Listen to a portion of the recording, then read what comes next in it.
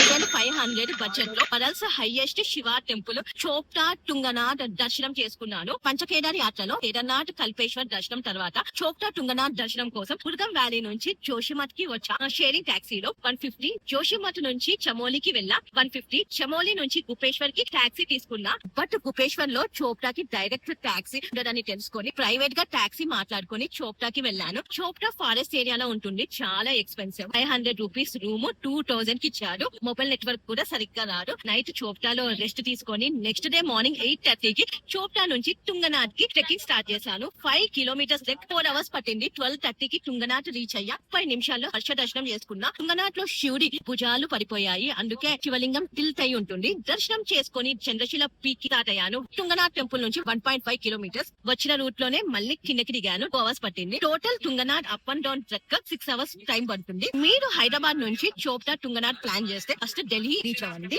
Rishikesh are Haridwar నుంచి ఊకిమఠ్ కి direct buses ఉంటాయి. ఊకిమఠ్ నుంచి చోప్టాకి మార్నింగ్ టైం షేరింగ్ టాక్సీస్ ఉంటాయి. ఇలా మీరు చోప్టా వెళ్ళిపోవచ్చు. పంచకేదార్లో 3 కంప్లీట్ అయిపోయాయి, ఇంకా 2 బ్యాలెన్స్ ఉన్నాయి. అవేంటో కమెంట్ చేయండి. Save and share this. Follow my account.